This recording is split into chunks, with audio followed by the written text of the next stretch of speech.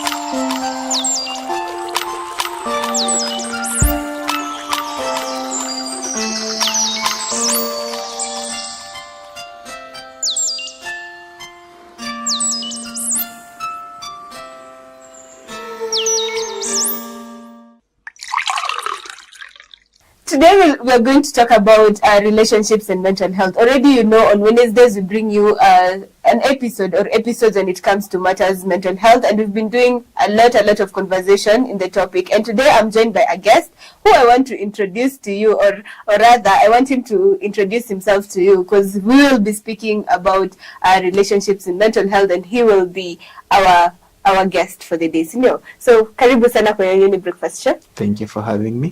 Kindly look at the camera and tell us your name and what you do. My name is John Dennis Waweru. I'm a psychologist, a recent graduate from Kenyatta University, and I'm happy to be here today. Welcome. Karibu sana. So guys, continue interacting with us through our social media platform, Younib_TV on Instagram, Younib Media TV on Facebook, and there's a number on your screen, 0719-144-144. You can SMS or WhatsApp, and we will be back, or we'll be giving you feedback, or we'll be answering your questions however you want us, whichever you've asked in any way. Sawa. So diving into the conversation, why is it important for people to have for people to understand about relationships and mental health? I'd like to believe that relationships and mental health are more or less entwined in one way or the other, because mental health will impact how you relate with someone and how you relate with other people. So having this conversation, having this discussion is quite important, in that it helps us to foster more meaningful relationships and more sustainable relationships in the long run. Awesome. Okay, so how can one mental health affect the dynamics of a romantic relationship? Firstly, one of the pillars of any relationship, not just romantic ones, is communication. Mm-hmm.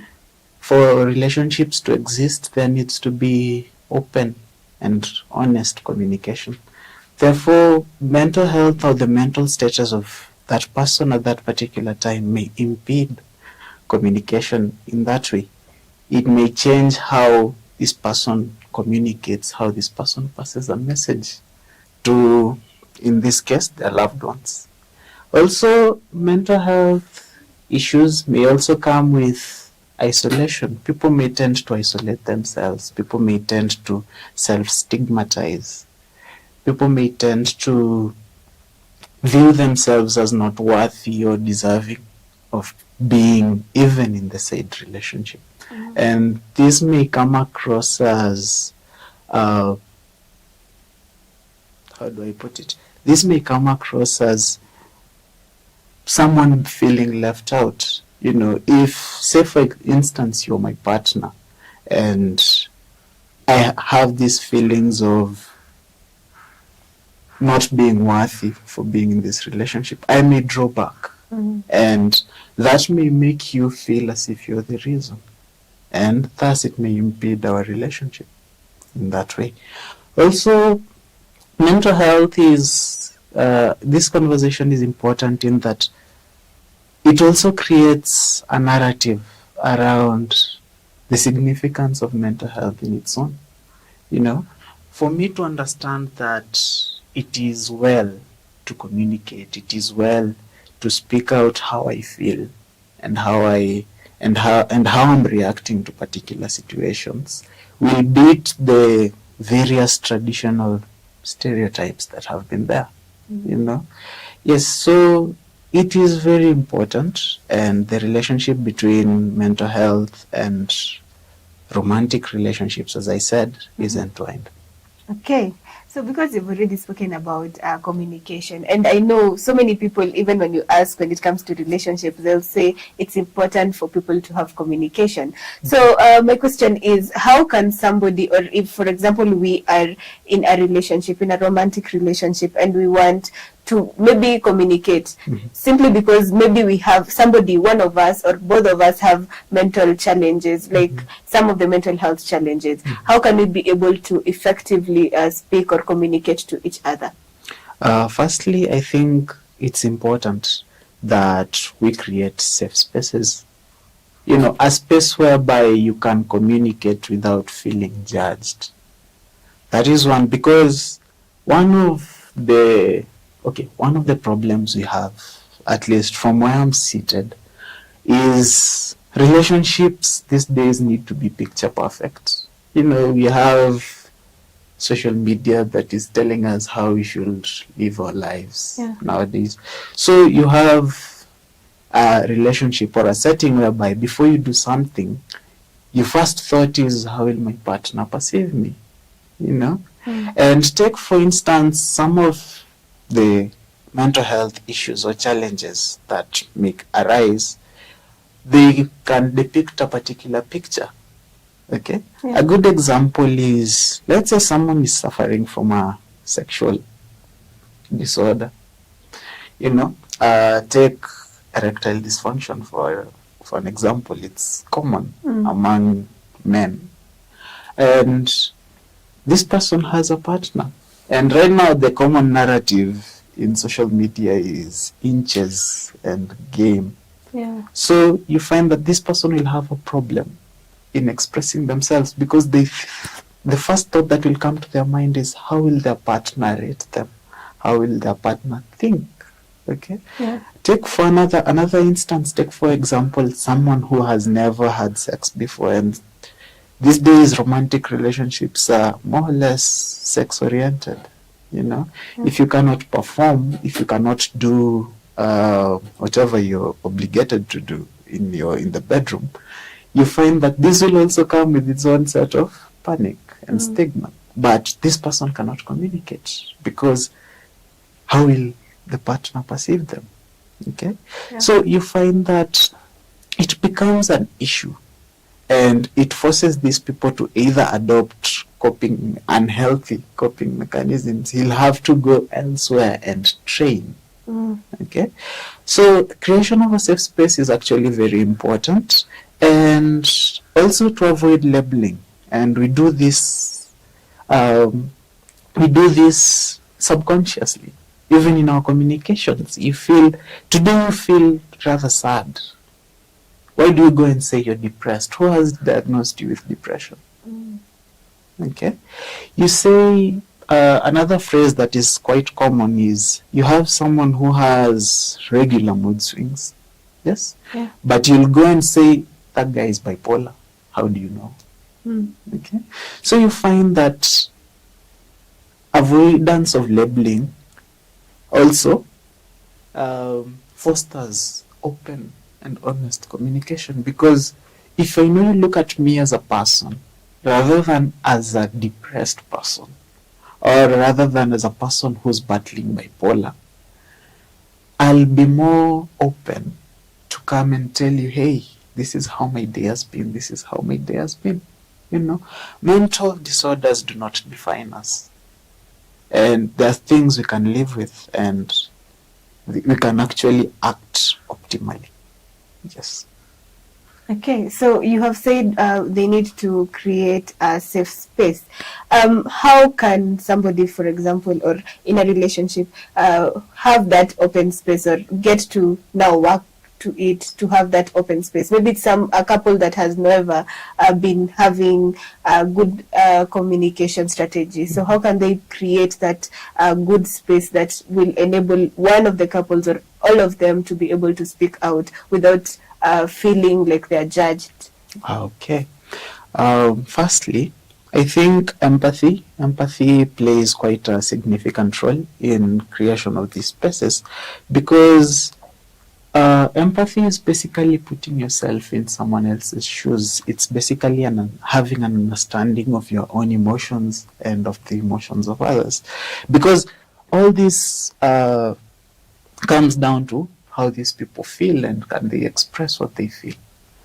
A good instance is, there are people who just act out because they've never really had a space whereby they can express what they feel. And maybe where they grew up or how they grew up did not allow them to express it. So having a space of saying, if someone has done something wrong, having a space of saying that I feel angry because you've done ABC that has not pleased me in a way. Okay, that is actually where it starts from, and shifting away from the blame, shifting away from the actor and focusing on the action. When you're having your conversations is also important. If someone has done something wrong, focusing on the action that has been done rather than the actor, because you'll come across people who will say, you're just lazy and inefficient. Why haven't you washed the dishes? So you find the minute you've called this person lazy, the minute you've attributed laziness to this person, you're now talking about the actor rather than asking the person directly, why haven't you, done this and that? That is one. Secondly, there's also need to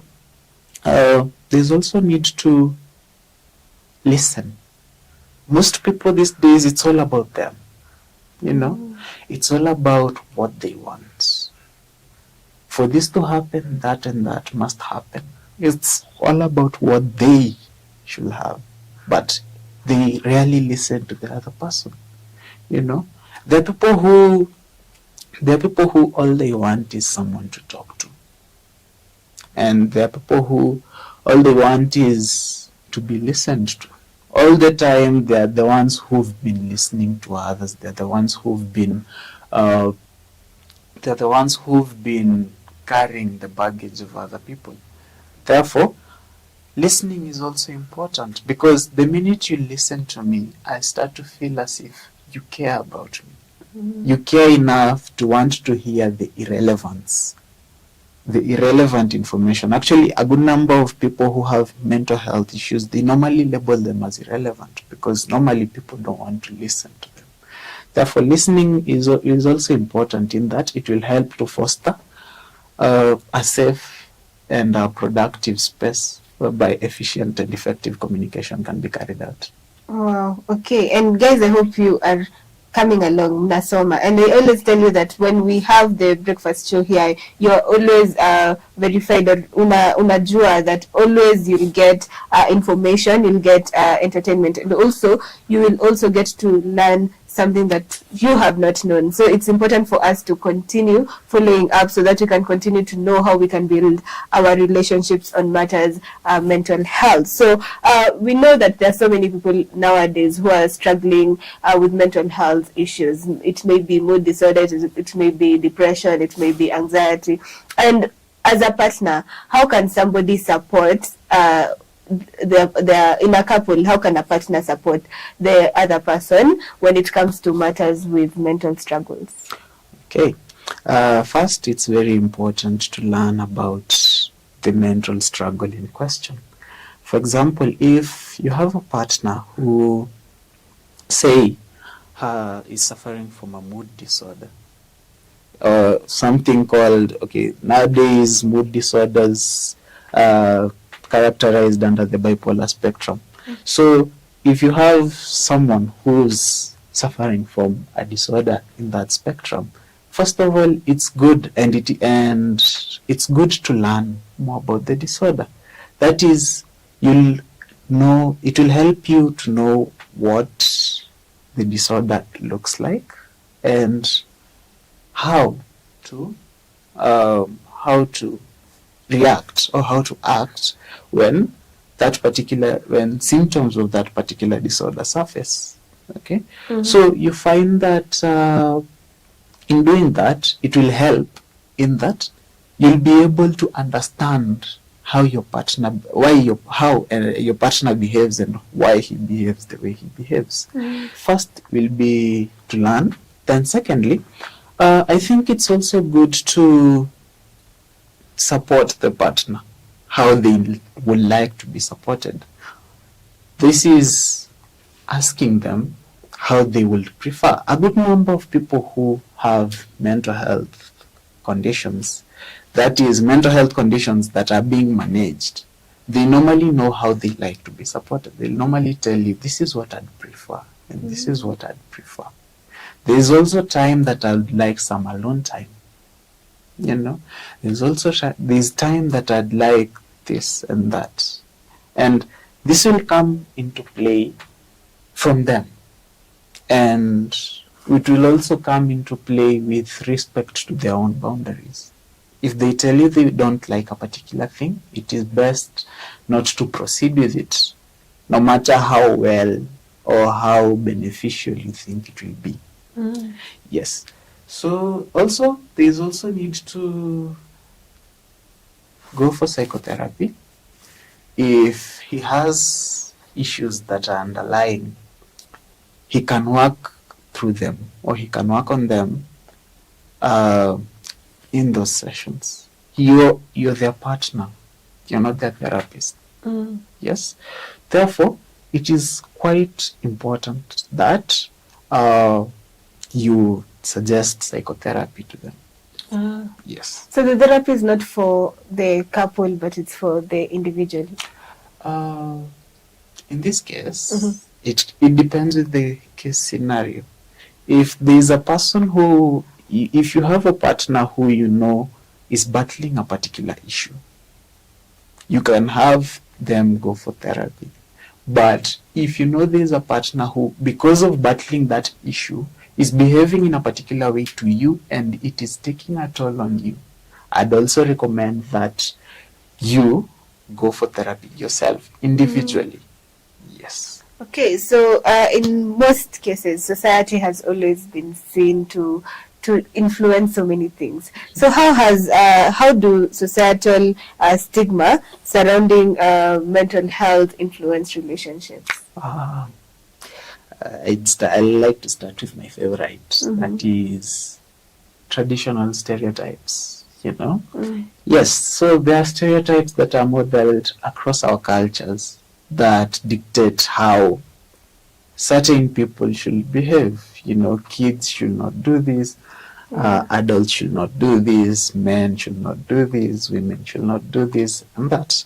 So you find that even in mental health and in how we express our emotions, culture has also dictated how certain things should be done. So you'll find that in this situation, or rather this scenario, you find that culture dictates how we express our emotions. There are things that are not allowed, and you'll find that in these things, it does not really give an alternative as to how else can we express these emotions, how else can we deal with them, because it only lists what is prohibited. It does not give an alternative that instead of this, do this.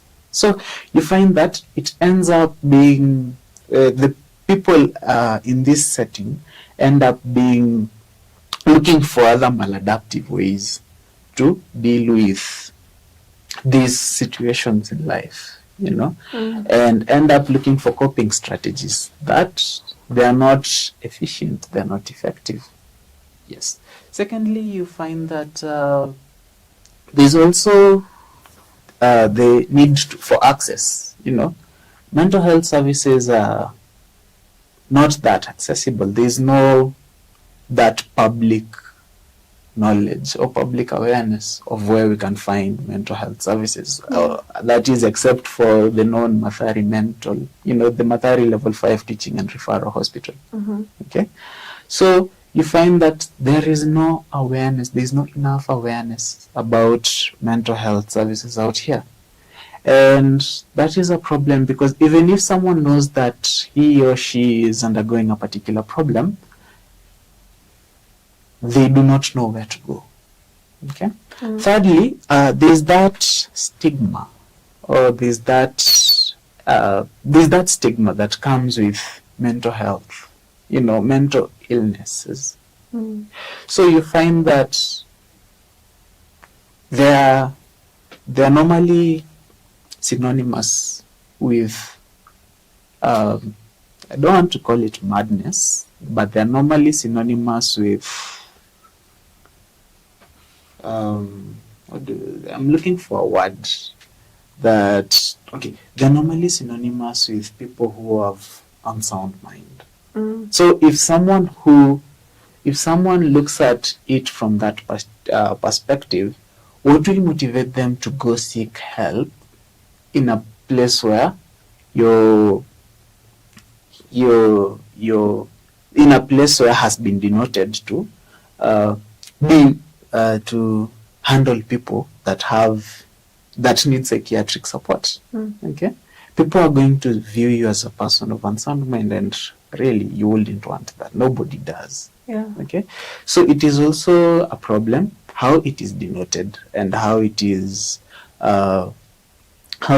viewed by people in society. Yes.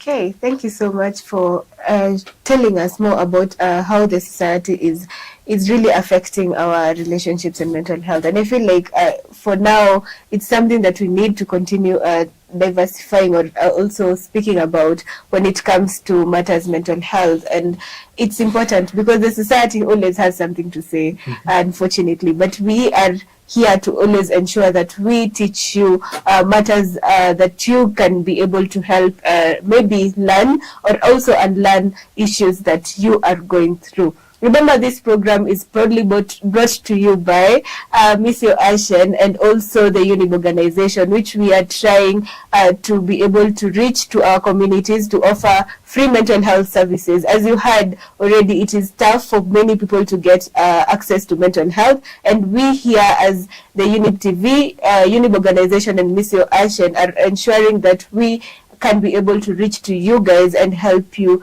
through your mental health problems. So guys, as we think about whatever we have learned so far, let's go for this short break. Don't touch that dial. We'll be right back.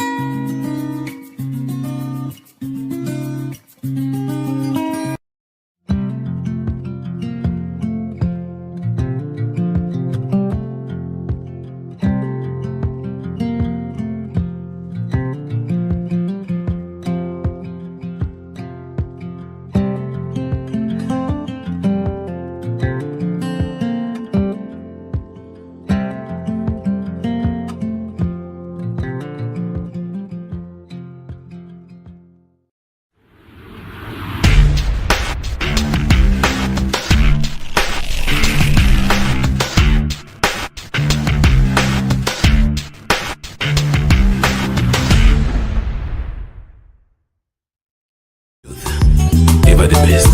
Hallelujah.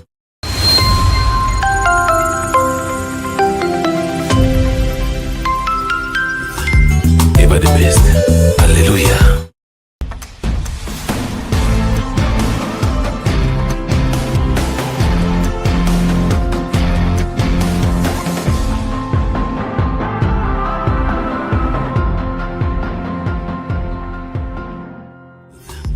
Ever the best.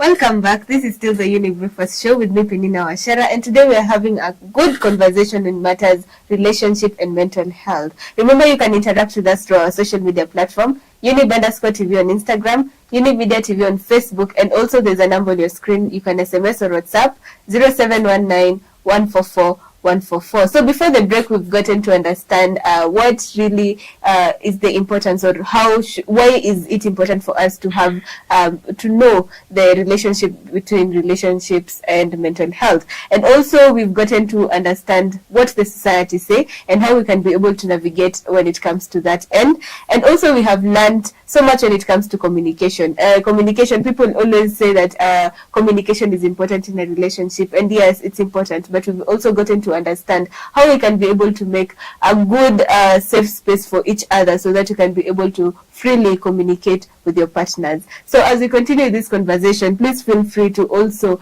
ask your questions through our social media platform. So coming back to our conversation, what is the role, or what role does self-care really play when it comes to matters healthy relationships and mental health?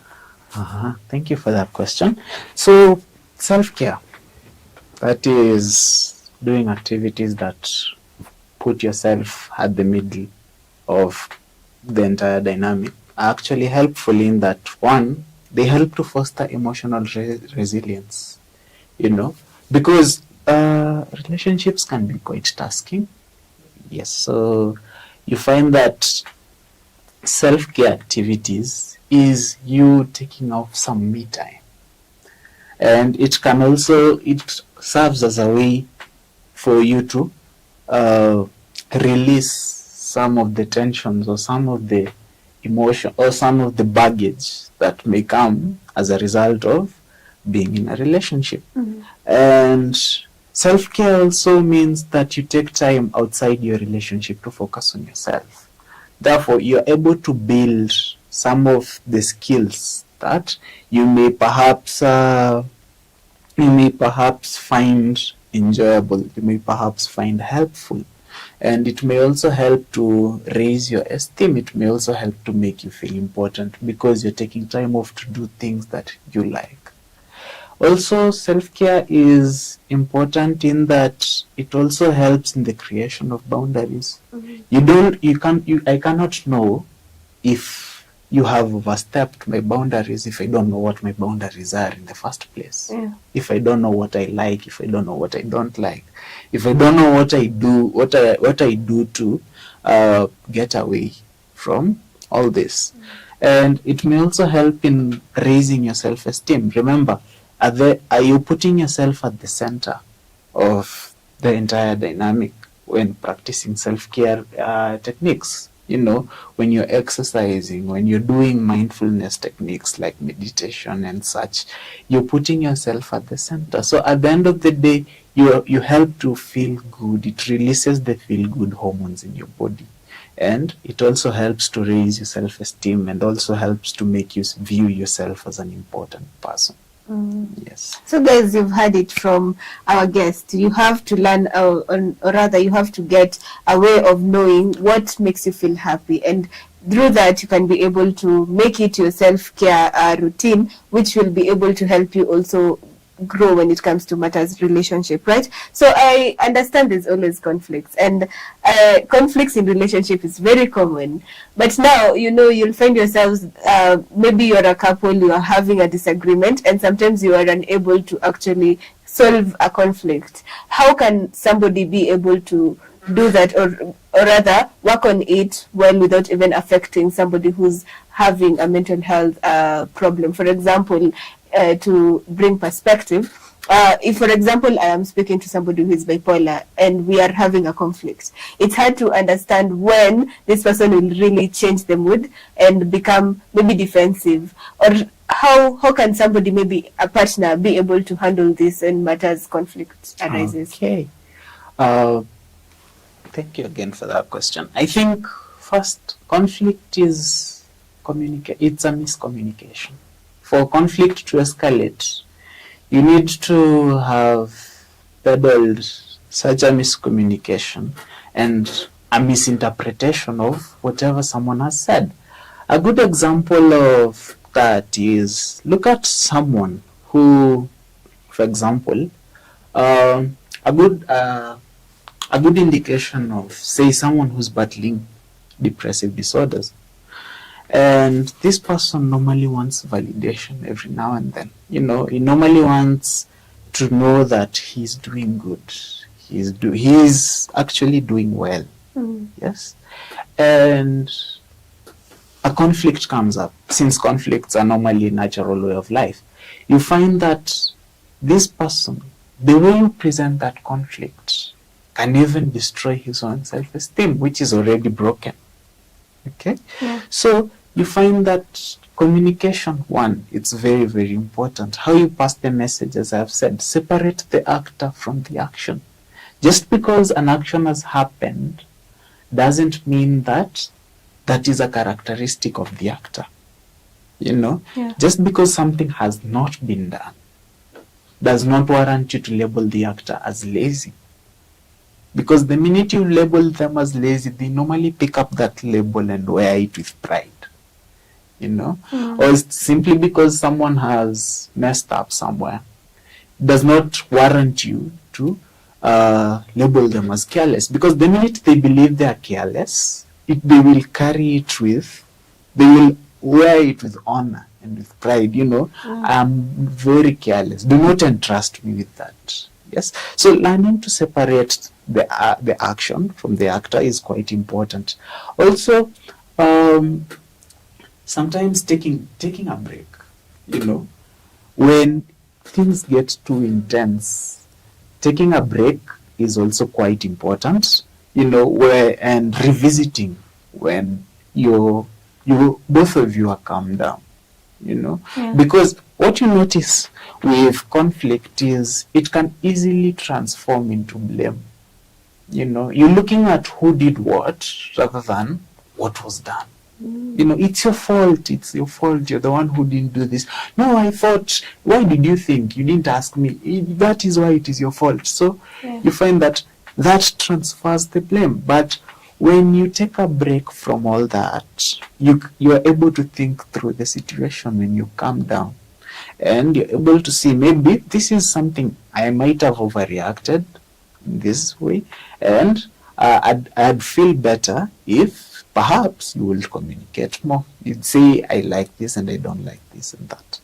Okay. So, people at home, I hope you are really taking notes. Now, Ambianga, it's very important for you to always watch the Younib Breakfast Show with a pen and a notebook so that you can be able to learn, ama could take notes on what you need, ama hauko unajua. It's important because once you get to learn all these things, inakusaidia to grow and become a better person, because we are here to always inform you and to always make you a better person, to make you even unlearn the things that you thought is right. Sindio, tumeambiwa that sometimes what has really spoken to me is the way we label people's problem or whatever mistake they do. We usually label thinking that they will change, but in true sense, they get to make it like a norm. Uliniambia mimi ni msee mwenye naibanga, so anajieka kama mwizi in the back of the mind, and it becomes something normal. So I feel like it's important for us when it comes to conflicts to try and try our level best not to label people, not to give them names, but try to actually speak or communicate in a right way. So as we get to digest this conversation, or as we get to digest the information to Mepewa, I want us to take this short break. Remember, this show is proudly brought to you by Missio Ashen and Younib organization. So don't touch that dial. We'll be right back with more.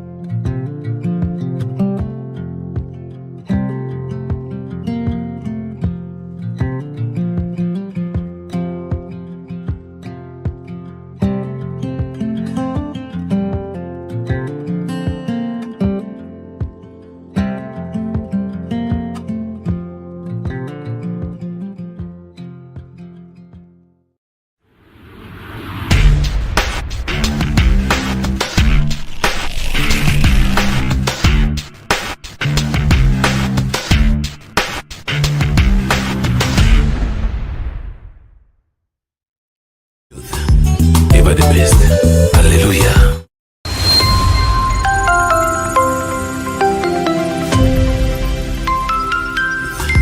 Ever the best. Hallelujah.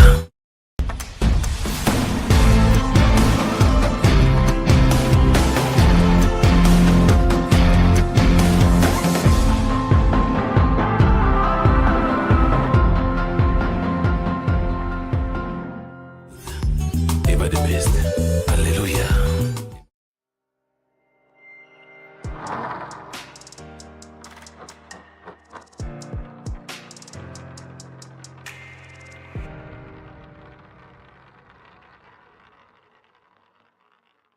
Welcome back. This is still the Younib Breakfast Show with me, Penina Wachera, and we're speaking about relationships and mental health. And I know most times tumekuwa tukisikianga watu wakisema relationships, maybe they want to know more about relationships, but we always look at different things. And mostly kuna watu wanafikirianga tu about relationships. Once you enter into relationships, it's both of you. It's never alone. Like it's never you alone as an individual. Inakuanga tu ka couple, which is a lie. And it's true that sometimes it's good as a member or one of the person of the couple, or as a partner in the couple. It's important for you to also look at yourself, to also mind your mental health, to also ensure that you get to give yourself time alone, because ukishinda mkikaa mko pamoja all the time, it becomes boring. And I know this is information that tumepewa na watu wengi, and sometimes we feel like manze, this is not normal, lazima tukue pamoja every single minute. No, it doesn't have to be like that. It's important for you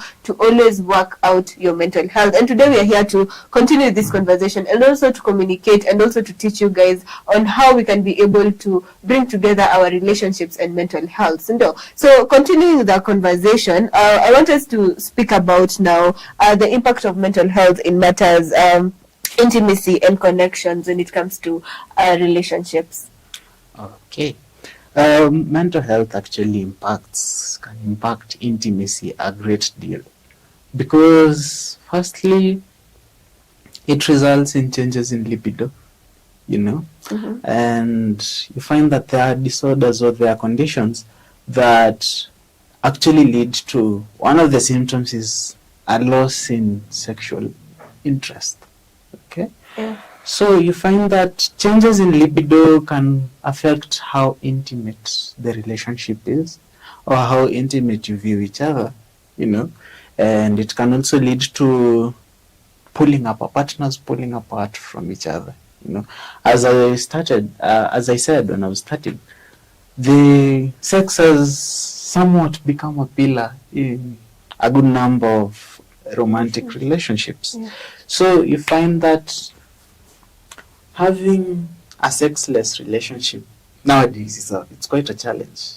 Okay.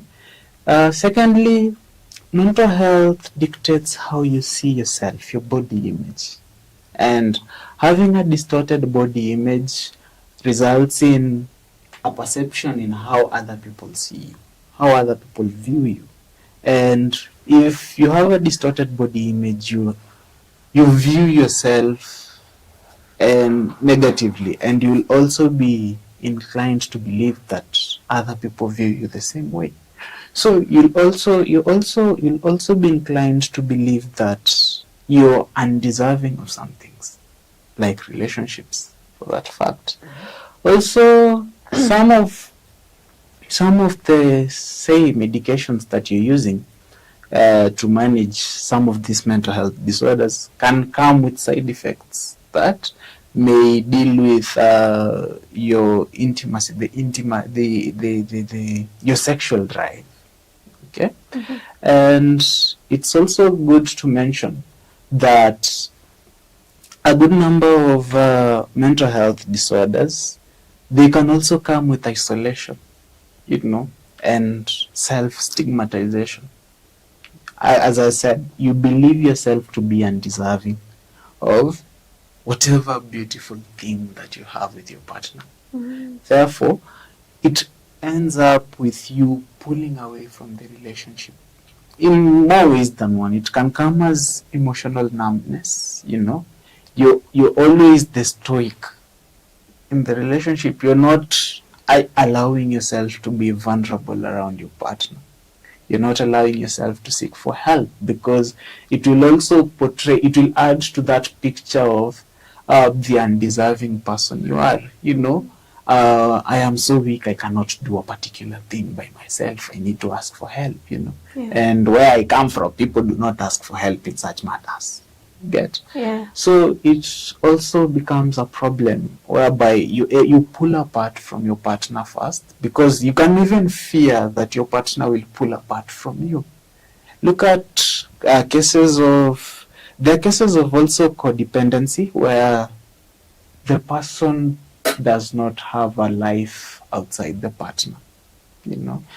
He wants someone to depend on. He wants someone who will depend on them. He feels good when he is helping out. Yeah. He feels good even when he cannot, or even when they cannot fix that situation. He wants to be there all the time, because they do not have that a life outside the partner. Okay, so you find that in this scenario, these people will appear to be clingy. There are people who say, my partner is always clingy. He does not allow me to go do something else apart from the relationship. They are very engrossed in that relationship, such that it must work. Okay, so you find that even if it's relationships that other relationships that are not romantic, if you have, say, friends that share a gender with your partner, the partner will start to ward them off in some way. He'll start to make sure that it's only you, because you make them feel as if they're not, you make them feel as if you're leaving them. And that's not the case. Yes. Okay, guys, I hope you are following us and you're getting to understand the conversation. You've mentioned about friends, and this is a type of relationship still, not a romantic one, but one that is platonic. And there's also family. So if, for example, there's somebody in the family or a friend who is going through mental health issues, how can they be able to speak out or be able to support their loved one? I think first is communication again. Creating a space whereby this person can speak freely without feeling judged. Number 2 is dropping the labels. Characterizing this person as schizophrenic, for example, rather than looking at him as a person, will make you subconsciously treat him as if there's something wrong with him. Okay? Therefore, make this person feel different. And if you make this person feel different, they'll start to pull away from you, because ever since they've told you, you've started behaving differently towards them. And also you find that they also think learning about whatever condition this person has. Okay, this is because you don't know about it. And there are also stereotypes. There are also, rumors that go on regarding particular things. Yeah. And also asking this person how they'd like to be supported is also important. If they'd like you to accompany them to therapy, that's fine. You can do that. But respect their privacy and their boundaries. There's also need to suggest therapy to them. Maybe they've never heard of it, or maybe they've never had a good experience. You can also suggest them to try someplace else. If there are places whereby they'll find help, or they might find help, it's good to suggest it to them. Yes. Okay, so research on the type of disorder that the person has, learn more about them and how they want to be treated, and also suggest about therapy. I think I've gotten those ones correctly. Okay.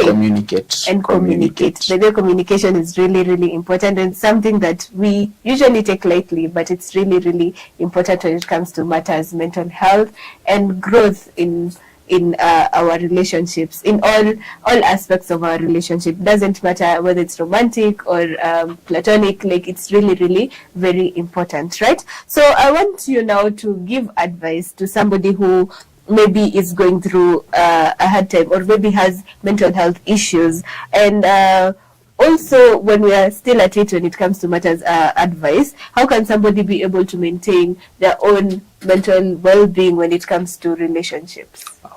Okay, for their own mental well-being. Yeah. Okay, so we go back to self-care, because at the end of the day, you need yourself too. It's not only your partner who needs you, you need yourself too. Therefore, it's also good to practice self-care and self-care techniques. Okay. Number 2, have open, honest communication. If you feel things are getting a little bit too much, it's okay to take a break in a relationship. So have communication between you and your partner that is open and honest. And this will help also in that if you feel as if things are getting a little bit overwhelming, you'll be able to say, you know what, let's take a break here. This is somewhat overwhelming, and and I don't feel so good about a particular thing. So it will also prevent that feeling of being burnt out. Yes. Yeah. And which can also result in you having mental health conditions of your own. Thirdly, it is also good for you to have activities. Relationships are supposed to create a source of interdependence, but not dependence. So you need some sense of independence. You need to be someone else outside your relationship. You need to have a life outside your relationship that does not necessarily involve your relationship. So create activities that you deal with as an individual. Yes. But also on the same note, remember you're a team. At the end of the day, there are things in life, there are places in life whereby you have support, or you need to have someone supporting you. You're a team. Therefore, also when you're dealing with a partner or a person who's undergoing these issues, also learn to be patient, because at the end of the day, you're a team. Change will not happen in a day. Yes. So you find that mostly, in my experience, people get impatient along the way. So long as this person is doing something, this person is making a step, no matter what small or how small it is, learn to be patient with this person. Learn to teach them how to love, how to stay with you, what you prefer, and how you like things being done. Yes. Okay, I believe this is advice that will really, really help us when it comes to growing our relationship. Thank you so much for taking your time and for giving us those words of wisdom to be able to help us foster more when it comes to matters relationship and mental health. So if people want to find maybe wanataka kuja for counseling, how can they be able to get you? I'm available on LinkedIn at Waweru Dennis, and I'm also available on X at Waweru_Dennis_. Yes. Okay, so guys, kama ujui X ni Twitter. So yeah, thank you so much for coming. Thank you for having me. And to you guys, our viewers, thank you so much for being with us since the beginning of the show. It's been awesome. I have learned a lot. I hope you also have been able to learn a lot, and also tukumbushane pia. Remember, if you find somebody who is in a relationship and has mental health problems na anafeel hajui ni nini atafanya, remember you can recommend them to come and watch this show, because I'm sure it will help you be able to foster more when it comes to relationships, na pia itamsaidia ye mwenyewe. So be ready to tell them, or also go teach them also of what you've heard right now in ukienda in the course of the day, sindio? A vote of thanks to all who have made this show a success. Thank you so much, Elias Muchina behind the camera. Thank you, Mutembei, for being our timekeeper.